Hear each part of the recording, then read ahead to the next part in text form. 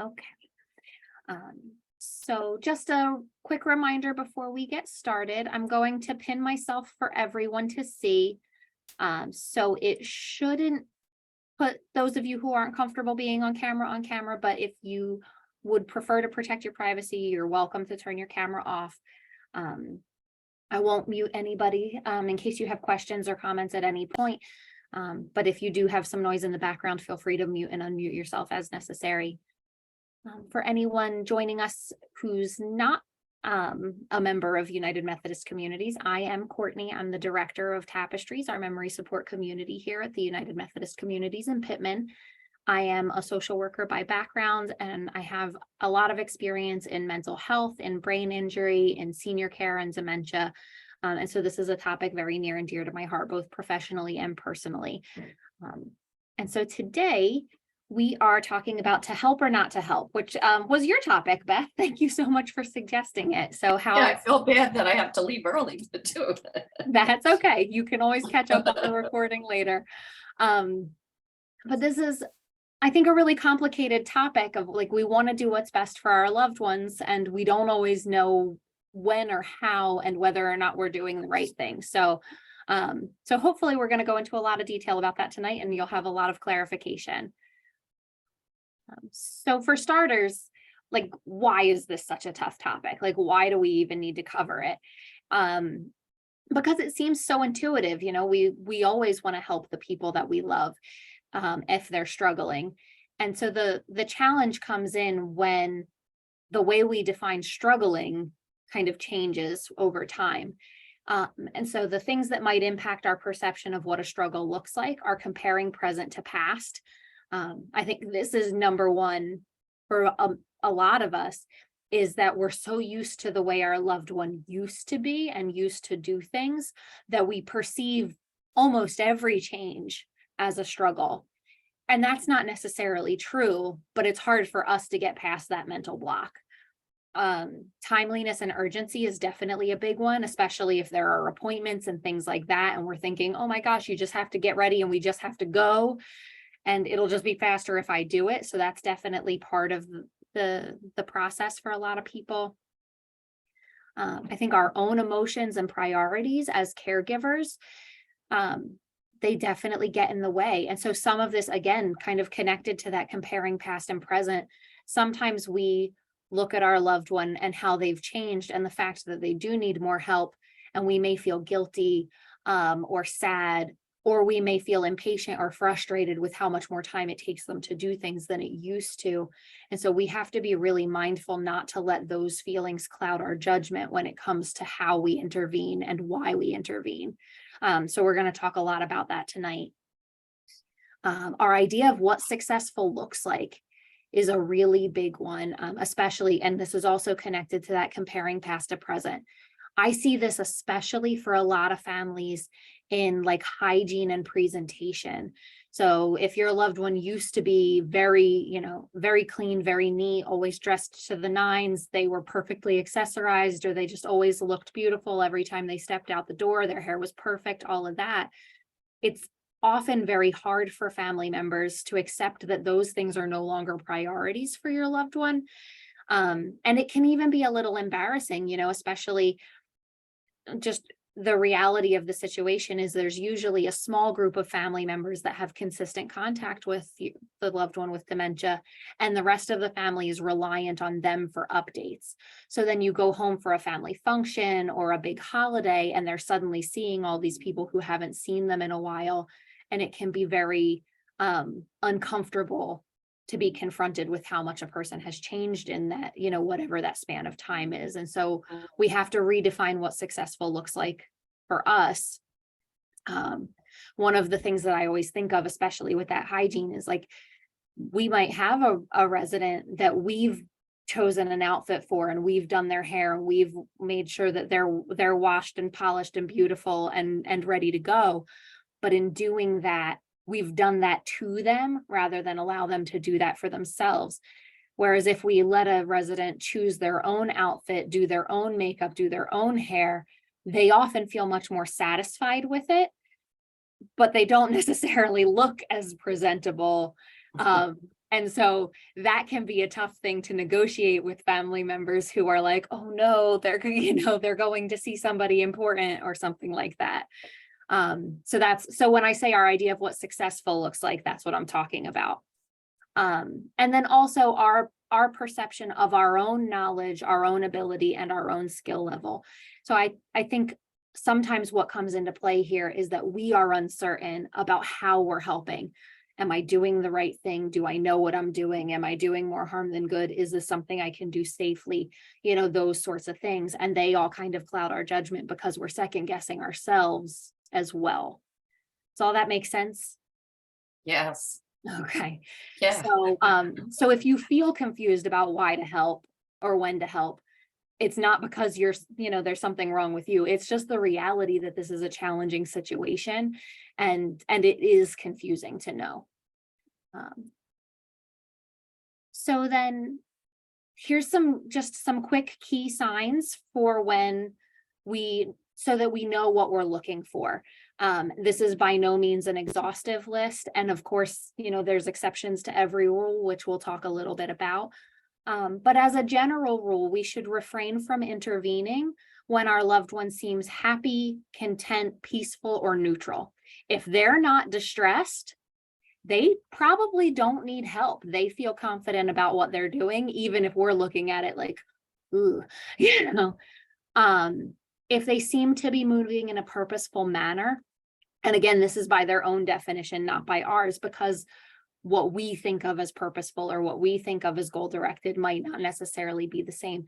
But if they're progressing at any pace or in any way, it's probably a good sign that they're okay. They're just going to take a little longer. And if they're making an effort to engage with you, so if they're still conversational or if they're still acknowledging your presence, they seem happy to see you, that sort of thing. Those are pretty good signs that they're comfortable. And comfortable for people with dementia often equates to capable. The two kind of go hand in hand, because feeling incapable is often one of the things that triggers distress for our loved ones with dementia. So if they're in a good place, odds are good they've got it under relative control. So then on the flip side of that, we want to make sure that we're intervening when our loved one seems sad, frustrated, or angry.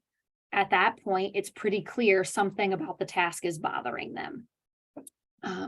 If they seem stuck on a task or part of a task, that's a great time to also step in. If they're withdrawn, argumentative, or even combative. And so I think a lot of times people when dealing with people with dementia, we throw around the word aggressive sometimes. And it's really doing a disservice to our loved ones going through this, because aggression is not an inherent part of dementia.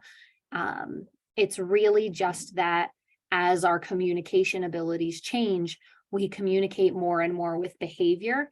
And sometimes where our words fail, that's, that physicality is the only way that we can kind of communicate it. And so we want to make sure that we're differentiating between, like, if they're being argumentative or maybe like a little verbally irritable, that's certainly different than if they're being combative. They're throwing things at us, they're hitting us, stuff like that. But that's certainly a sign that they're in over their head and they're trying to communicate the frustration they're feeling, just not in a way that we've necessarily seen or are comfortable with. And of course, we want to intervene if our loved one is doing something unsafe. If your mom is curling her hair and brushing her teeth at the same time, and she sits the curling iron down in the sink with the running water, clearly that's a time where we need to step in, so that we prevent an electrocution or, something to that effect. So, questions about any of that? No, it all makes sense. Thank you. All right. And so, as I mentioned, there are a few, there's exceptions to every rule. So when we see those signs that our loved one does need help, it might not necessarily be the help that we think it is. So, so when that happens, we want to take a moment to consider whether our loved one's confusion, frustration, or behavior is attributable to something else. So this is something we've talked about in a lot of these past sessions. both the internal and external factors that impact our mood and our behavior. So we want to think about things like environmental factors. Is it noisy? Is it crowded? Are they having a hard time concentrating because they're just overstimulated?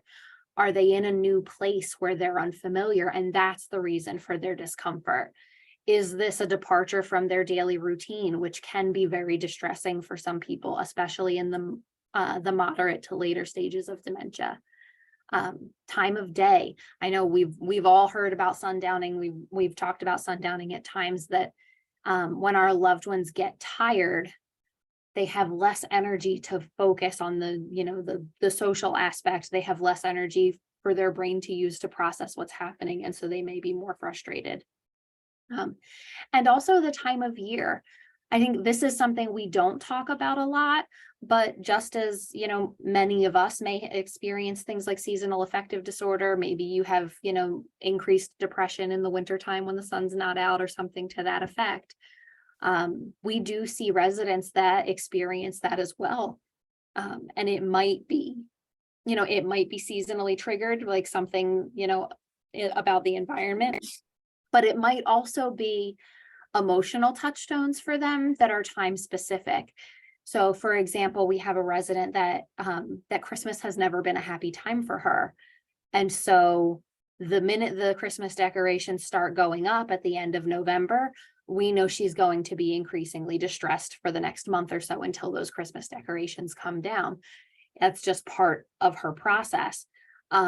Similarly, like if they experienced a tragic loss or some other personal hardship at a particular time of year, they may not even remember the hardship, but it somehow leaves an emotional footprint, and that time of year may still be difficult for them. So maybe every May you notice your loved one is increasingly upset, and if you go back through their history, you think like, oh, they lost their brother in May, that was really hard, or something like that. So those are kind of the environmental factors that we want to consider. And then, of course, we also want to think about the personal factors. So, and these are the things that impact you and I too. We're not at our best when we're tired. If we're hot or we're cold, especially hot, there is no better way, to raise a temper than to be overheated. If we're hungry or thirsty, if we're uncomfortable or in pain. And so, as I mentioned on that previous slide, combativeness, like if our loved one suddenly becomes physically aggressive in a way that we're not familiar with, or in a way that's unusual for them, often we should be looking to pain as the first point to kind of figure out what's going on there. And it's important to know that they may not be able to tell us, yes, I'm hurting and that's why I'm cranky. I have a headache. My back hurts, something like that. So we need to be looking at things like their facial expression. Are their movements limited? Is their breathing labored? Are they doing a lot of moaning and groaning and grunting? Things like that, because we may need to judge pain in a different way. Do they need to use the bathroom? This is kind of a funny one. You would think that you would know that, but they often don't. And so we have at least one resident that I can think of off the top of my head that almost every time we see her start to get a little bit irritable, if we offer her a trip to the bathroom, it almost immediately resolves, because it hasn't clicked yet. That's why I'm uncomfortable. And so if we're able to put that thought out there and say, hey, why don't you come with me, and help her relieve herself, she's going to feel much better in the next few minutes, and then we're okay. And then we also want to consider memories and personal trauma and history as potential triggers. So this is kind of tied to that, like I said, with the times of year, times of day. Maybe they have, uncomfortable memories associated with certain places or with certain activities. Maybe this is, maybe it's not associated with the place or the time, but they may just be in that moment in their heads, like reliving something very hard for them, as it's really common for people with dementia to kind of get stuck in different chapters of their lives. And so if they're stuck in a particularly painful chapter, we may see that they have some more frustration. So when we think that one of these is what's going on, obviously we're still going to help. It's just that we're going to help in a very different way. We're going to offer them a snack. We're going to adjust the temperature. We're going to take them to a quieter, calmer environment. We're going to try to respect their daily routine as much as we can. We're going to offer them, reassurance and comfort and security if they're having a hard time with past memories and things like that. So yes, it's still helping our loved one, just probably not in the physical, like task oriented way that we're really going to spend the rest of the night talking about. Questions about any of this? No, I'm good. Thank you. Okay, great. All right. So then our very first step, and this is something we've talked about in a lot of other things, is that we want to allow for time. Everything takes more energy, more effort, more time for our loved ones with dementia. And as the dementia progresses, the need for time only increases. So giving extra time is often the easiest and most effective way to help our loved one do anything, whether that's independently or with our assistance. When we're allowing for time, we want to make sure that that's not empty time. We're not just staring at them while they take 20 minutes to tie their shoes. We want to engage with them and use conversation as a way of starting and maintaining engagement throughout the task.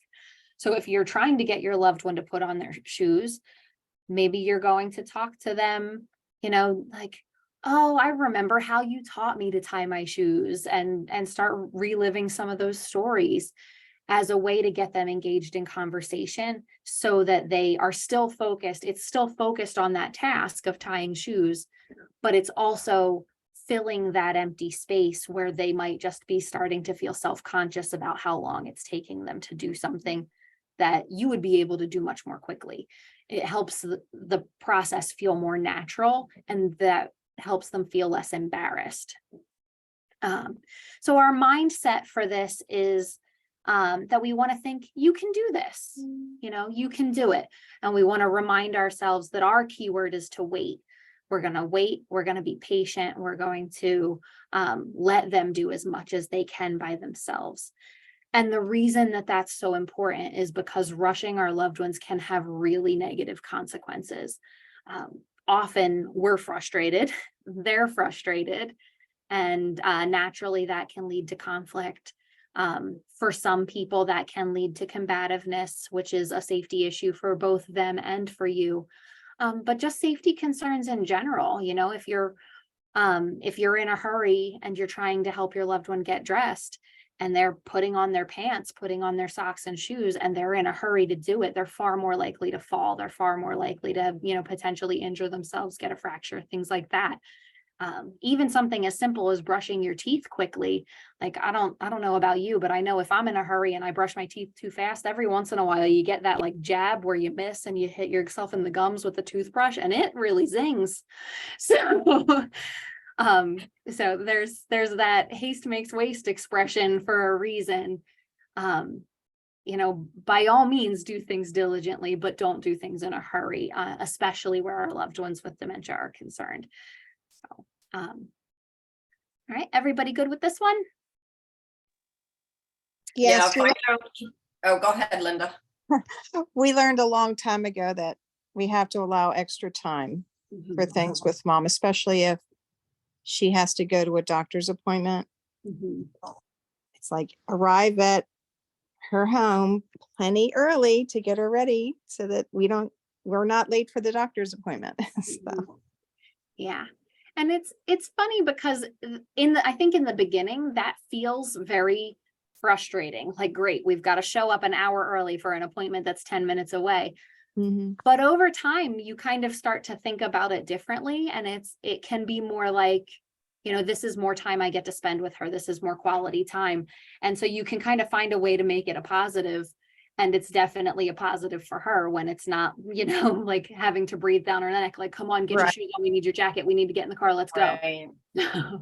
Like the whole thing becomes the visit. Like if it's 2 hours, like the whole process. Yeah. if I don't keep talking to my mom, like you said, talk about the tying your shoes first time or something, she'll keep laying down and we'll go back to sleep. So I have to keep, talking to her to keep her going forward. Yeah, absolutely. Just realistically, I think when I think about our residents, their typical memory loop is anywhere from about 15 seconds to about 15 minutes, And so if a task is taking that long, and we're not continuing to talk about it through that time, halfway through, they're going to be like, what am I doing? And kind of trail off. And so, so it's also helpful from that perspective. And that actually kind of brings me to our next help strategy, which is cueing. So, so there are two primary kinds of cueing. I'm sure there are more if you really thought about it. But the two primary kind we use are visual cueing and verbal cueing. So visual cueing might look like mirroring. So this is when we do something while they do it. So say you want mom to put on her jacket, you're going to hand her jacket, and you're going to put on your jacket while she puts on hers so that she can see you doing it. And it's funny because it seems so simple, but the number of people that just need to be reminded, like we see this especially in the dining room all the time. I can sit somebody down at a table and put a plate in front of them and they'll just stare at it until they realize other people are eating. And then it's like, oh yeah, that's what this is for. So, so mirroring can be really powerful. One step beyond that is demonstrating. So that might be acting out the task before passing it to them. So that might be, hey mom, let's go brush your hair, and kind of motioning it and then handing her the brush, something to that effect. Or I don't know if you can see this in the camera, but like, let's help button your blouse, and you're going to kind of do those motions as you say it so that they have, that cue of like, this is what that motion looks like. And then visual cueing is also really powerful when we're presenting choices. So say you are helping them get dressed for an appointment and you might hold up two shirts and say, which one would you like? That's going to be more effective and easier for them than saying, do you want your flowered shirt or your striped shirt? Where they have to use energy conjuring an image of what those things look like, holding those images in their brain long enough to make a selection and then verbalizing it, which to you and I may not seem like a lot, but for them, that's a lot of effort. So then we also want to think about verbal cueing. And so this is generally just an idea where we're going to give simple, clear instructions for what's to be done. So that might be, hey mom, it's time to brush your teeth. As the dementia progresses, verbal cueing might need to become more in depth.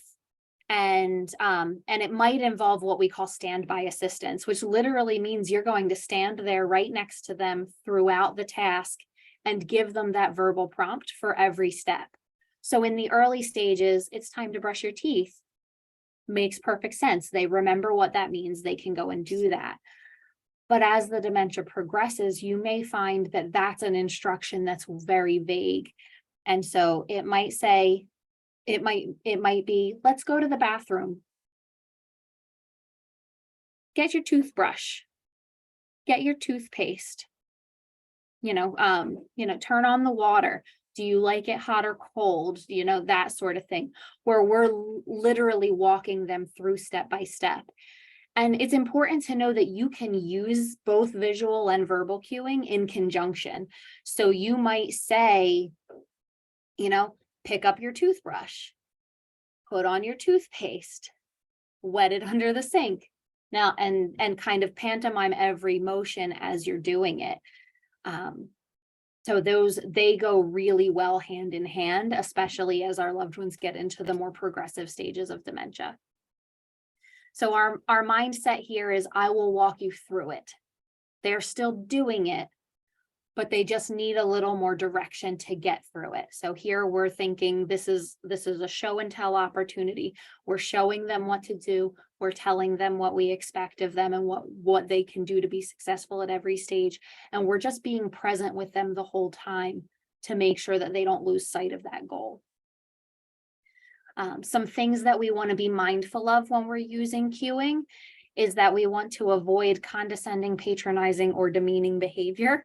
I don't think this is something that any of us do intentionally, but I do think, especially at those times where we're in a time crunch, that it can accidentally come out that way.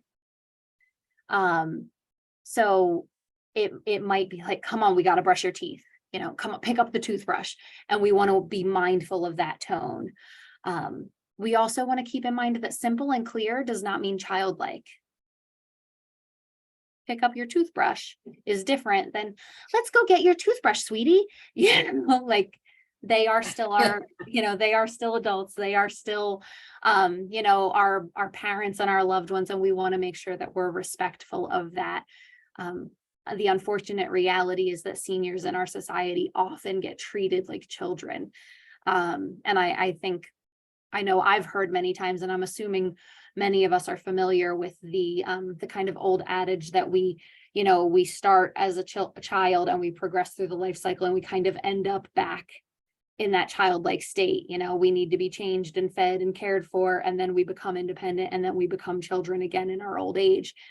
And it's like, when you think about it, that's a really condescending mentality.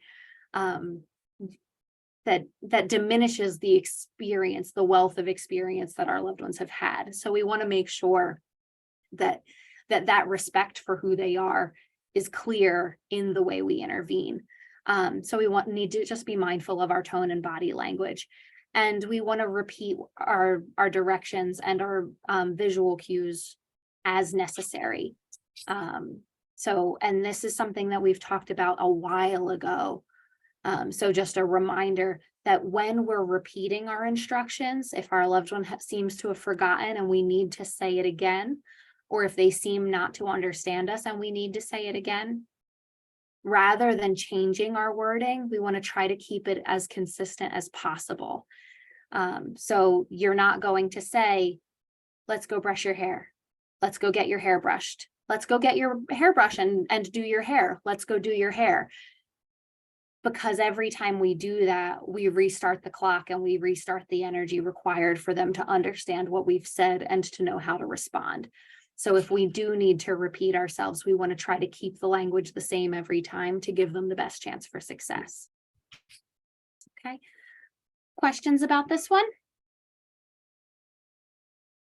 No, that was very good. Okay. That was good details. Yes, very helpful. Yeah, and I think a lot of this is where your moms both are right now. So this is probably kind of the meat and potatoes of what you need. But we press on because they change every day. So okay. So then the next step would be hand over hand. And so this one is quite literally what it sounds like. It requires physical touch, it requires engagement, and we are literally going to take their hand in ours and move them through the motions of what we want them to do. So again, to use those hygiene examples, if we want them to brush their teeth, we're going to put the toothpaste on the toothbrush and put the toothbrush in their hand. And then we are physically going to hold their hand and guide it through those motions, which can feel a little awkward. And just realistically, this is something that's going to take practice for you to feel comfortable with, because there's not really like a normal way to do that. Sometimes when I think about hand over hand, I think of those, like if you ever watched Whose Line Is It Anyway, or any of those other kind of, like ad-libbing shows where they have somebody has their arms tucked behind their back and somebody else's hands are doing the motions. It's almost kind of mentally like that. So it should be a little awkward. That doesn't mean you're doing it wrong. So just kind of keep that in mind. So we're going to, physically take their hand and walk them through brushing. walk them through putting on their clothes. If we put their shirt over their head, we might take their hand and guide it towards the sleeve so that they know where to go with it. The key word here is muscle memory. Realistically, we know for the most part that for a lot of our loved ones, the things that they learned first stay the longest in their brains. And so especially when we think of those care tasks, those self-care tasks like hygiene, those are skills they've had since they were 3 or 4 years old. They might not consciously remember it, but it's in there somewhere. And so often what happens when we start with hand over hand is that muscle memory kicks in where cognitive memory fails. So they might not consciously know what they're doing, but once they get started, they can take over. So when we do this, we want to be mindful of pace and safety concerns. This is, again, you don't want to, accidentally jab them in the gums with a toothbrush either as you're guiding their hand.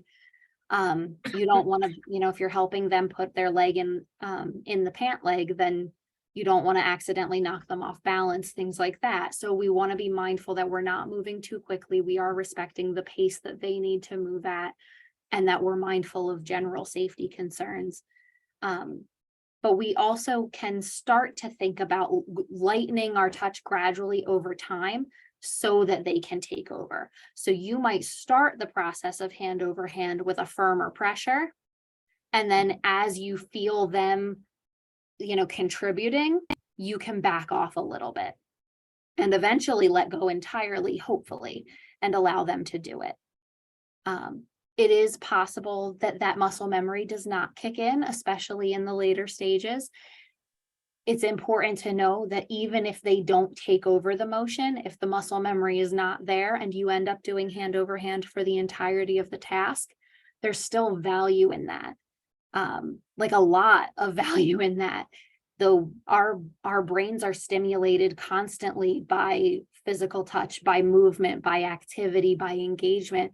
And so even if your hands are constantly on your loved one, they're still getting value out of that, even if they're not remembering to do it independently. So as long as you're able to do it safely and comfortably, by all means, keep using hand over hand as long as it continues to work, because that's going to do a lot of good for them, even if it's not evident that it's doing good for them. So our mindset here is we will do it together. And this is quite literally, we're doing it together. Questions about this one? No. Okay. All right. We're moving right along. You might actually get to be here for the whole thing. So then the next one is full assistance. And this is, again, exactly what it sounds like. This is when your loved one is no longer able to perform the task, even with that hand over hand. So you are doing it for them. And so we, again, want to be mindful of pace and safety. We need to make sure, this is very important, we need to make sure that as we're doing this, we're attending to their words, their facial expressions, their body language, their mood, their behavior, because realistically, they may need the help, but they may be very uncomfortable receiving the help. And so it might be embarrassing for them to lean on you in that way. It might be if they have physical pain that they haven't been able to communicate to you, it might be physically uncomfortable for them to require help in that way. I know we've seen residents that have knee pain where if they're not telling us they have knee pain, it takes us a little while to figure it out, and we're going to help them put on their pants and they need to bend their leg, and suddenly they're very unhappy. And because of the physical proximity to them required to put on somebody's pants, it can be an unsafe situation for both people if they, if they wince, if they flail, if they strike out because they're hurting. So we really want to make sure that we're kind of checking in frequently with them as we do this to make sure that they're still in a good, comfortable place. And we're going to give step-by-step instructions as to how they can help us or what we're doing throughout this process. So just because your mom needs you to put a shirt on her does not mean you just go in and dive in and do it. We still want to let her know, I'm going to help you put on your shirt. And then while putting on the shirt, you're going to invite them to do the things they can do. So they might not be able to put on the shirt themselves, but you can say, can you tilt your head forward for me? So that you can guide the shirt over their head. You might say, can you give me this arm? And guide it up so that they can get it to the sleeve for you. So they may not be able to do the whole task, but there are still motions they can go through, and we want to give them that. And of course, this is a great opportunity for hand over hand as well. If you need their hand to go through that sleeve, feel free to hold their hand and guide it in that direction until the muscle memory kicks in, or until the task is completed, whichever comes first. Okay. So our mindset here is, I will do this for you. Okay. Thoughts or questions about this one? No, it's fine. Thank you. Okay. All right. So then next, and this is our last type of help. This is beyond full assistance. This is, they still need full assistance, but what do I do when I can't physically help anymore, or when I can't mentally help anymore, or whatever the case may be? These are the times when we seek professional assistance. And so for those of you that have loved ones in a community like ours, you already know this. You've already reached that point, whether you weren't able to because you couldn't be with your parent for 24 hours a day like they needed, or whether they had, hopefully not, but whether they had like a horrific fall, or they wandered and got lost, and, whatever the case may be. Just realistically, there may come a time when you can't be the person your loved one needs, and that can be very heartbreaking. Okay. But it's important to know that getting them that help is still you intervening for them. Okay. So we want to think beyond full assistance when the help they require exceeds your skill or your ability level. And that includes times when it's not conducive to your life either. I think this is often the struggle for a lot of families, is that we may feel guilty about involving someone outside the family in our loved one's care. It can feel selfish sometimes, but realistically, they wouldn't want you to sacrifice your well-being and your life for them. You're not doing anybody any favors by doing that. And you certainly don't want to put yourself in a position where you're struggling or even resentful towards them because you feel like you've put your life on hold to be their all-being assistant. So some examples of this might be when their needs are just too time-consuming. It might be if they have a medical need that you haven't been trained for, whether that's a colostomy bag or certain types of medications that may need to be injected, or, something to that effect. Or whether it's a physical task that you aren't able to help with. If your loved one's no longer able to stand up and walk, it's hard to physically lift a full-grown person, even as they may be thinner than they were. Still a lot of dead weight sometimes when they're not able to pitch in. And you want to consider what happens to you if you keep pushing yourself to care for them beyond what you can safely and comfortably do. What happens to them if you become ill or injured? And then neither of you can take care of yourselves. And I think that this is something that a lot of people don't think about, but I can't tell you how many families we see where it's a husband and a wife, and one takes care of the other. And because of the stress and the burden of taking care of the other one, they suffer a heart attack or a stroke or a debilitating physical injury or need a surgery. And now both people are incapacitated and there's nobody to help. And so when we start to think, if we start to think about that guilt, we have to think instead about just the reality of the situation. If this is difficult or unsafe for you to do, it's also difficult and unsafe for your loved one, and it's not maintainable long term. There is going to become a breaking point, and it is far better to be practical and proactive about that than to wait until that tragedy happens, than to wait until you accidentally drop your loved one and they break a hip, than to wait until you throw out your back and you can't move. God forbid you have a heart attack or something to that effect. So absolutely, absolutely do not feel guilty. This is still you helping your loved one. So our mindset here is, I will get you the help you need. And our keywords are that we need to remember to ask for help, and that for our loved one, we need to advocate. Okay, so that's when you're talking to people about what they need. You're making sure you're holding those people accountable for the services that they're providing, making sure your loved one is well cared for, making sure that their preferences are known. If you know mom likes to wear blue, you're going to make sure we know that her favorite color is blue and a lot of her clothes are blue. Don't put her in that red shirt. She hates the color red. She never liked the way she looked in red, whatever that may look like. So you still have a really powerful role, even as you have to physically take a step back. Does this make sense? Any questions about this? No. It makes sense. Okay. All right.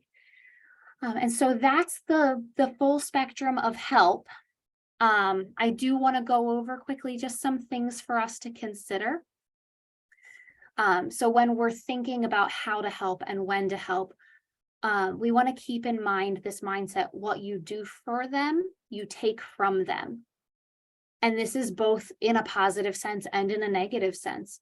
So when our loved one is still capable, what we do for them takes from them their self-confidence, their self-esteem, their dignity, their sense of contribution to the world and to their own lives, their sense of independence, and their sense of human connection, because part of how we engage with people is taking care of ourselves.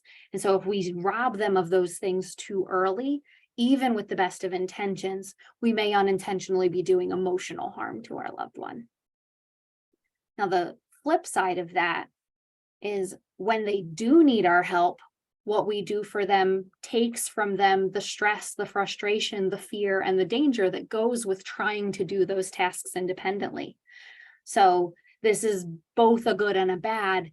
Unfortunately, the world is a spectrum, things, we wish things were nice and neat and fit into, convincing boxes, clear boxes, but that's just not the reality of how the world works. And so we have to be cognizant of, am I taking from them the right things? Am I doing for them the right things? And that takes constant assessment and reassessment. So dementia progression is a spectrum, like all things in life, and it's not linear. So the progression of dementia might look like a series of good days and bad days, with very little predictability to what you're going to get at any one day or in any one moment.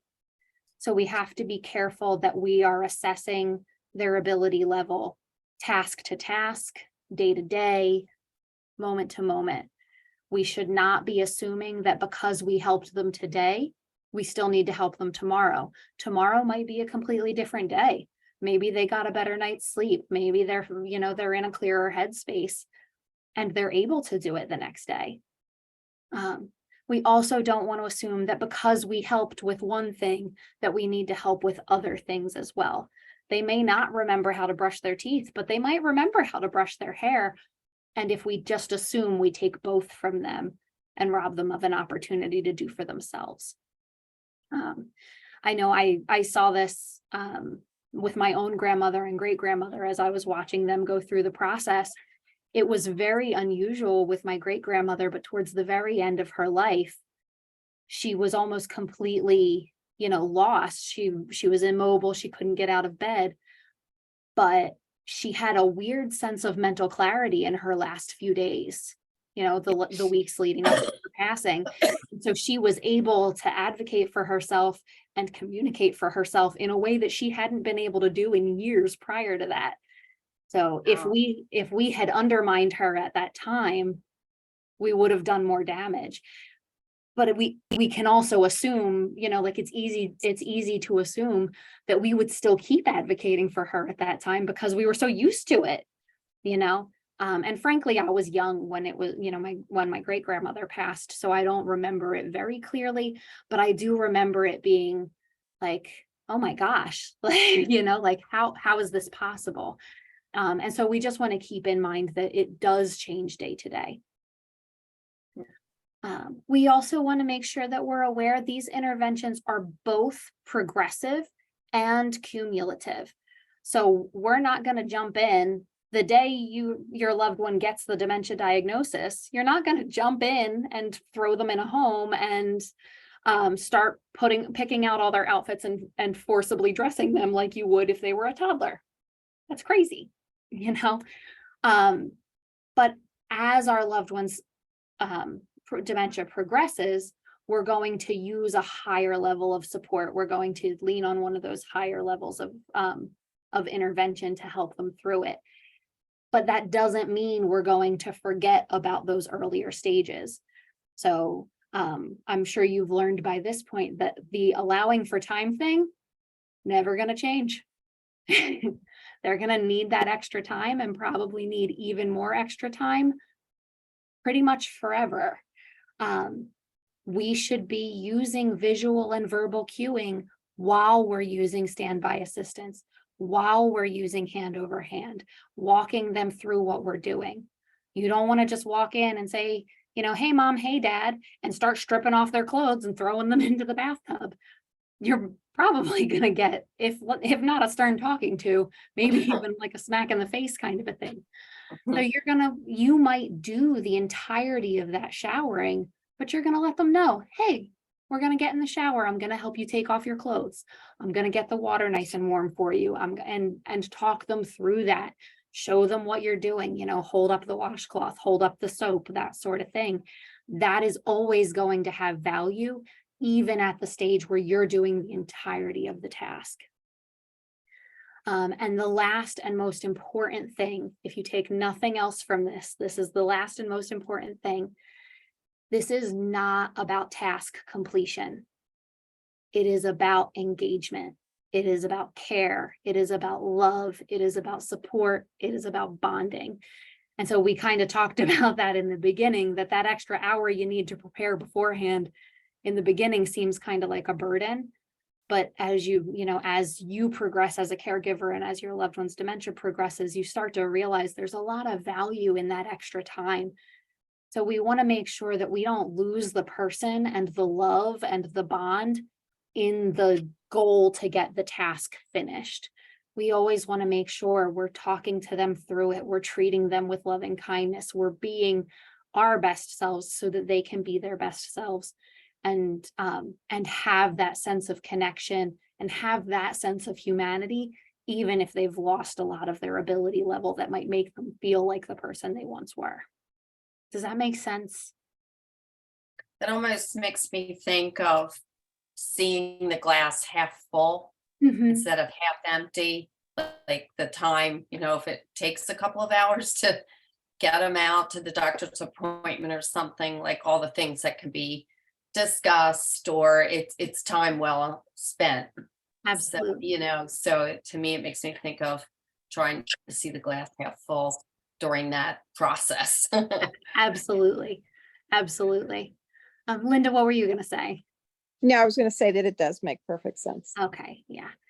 So I know my father was the primary caretaker for my grandmother when, as she progressed through her dementia.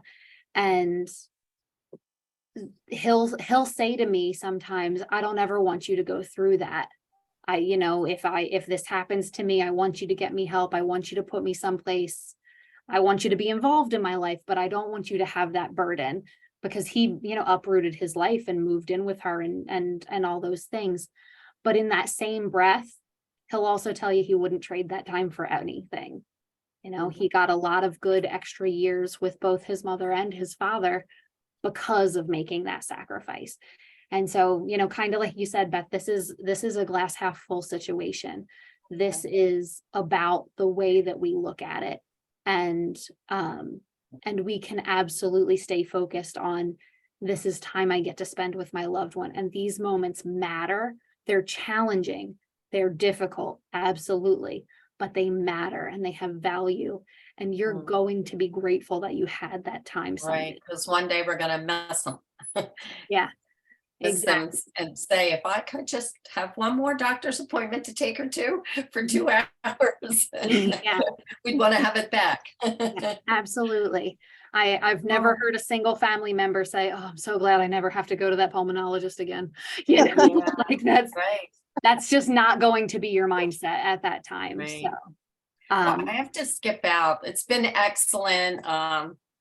Just another really helpful session, and partly knowing some of the things you're already doing are the right things to do, and then just really reminding you just how important and just how to specifically do them. That your list, your kind of like do and don't list are good. but good. I'm So, glad it was helpful. Well, I'll let you go. Have a good night, Beth. Thank you for joining. okay, Bye. thank you. Bye, too. And so, Linda, do you have any questions, any concerns, any topics you'd like us to discuss moving forward? I'm always at a loss. because That's- You've that's- covered so many beneficial topics. I can't even imagine that there's something you haven't already gone over. Well, thank you. That makes me feel really good. I assure you, there's always something. They constantly, keep even, like I think that there's the perception that I have all the answers, and I certainly don't. They constantly keep me on my toes. So, so there's always more. So one of the topics that I was thinking about for next month is outings and how to manage them and how to know, when an outing is appropriate and when an outing might be too much for your loved one. So if you come up with any other topics in the meantime, by all means, give me a call, shoot me an email. But if not, I think that's going to be our topic for next month, is like, how do we get the most out of outings, and how do we know when the outings need to change to better suit our loved one's needs? Okay, that sounds like a really good topic. Thank you. You're welcome. Well, thank you so much for setting aside time tonight to join me. Oh, it's my pleasure. Thank you for running the session for us. Oh, you're very welcome. All right. Well, you have a good night. Okay, you too. Take care. Thank you. Bye-bye. Bye.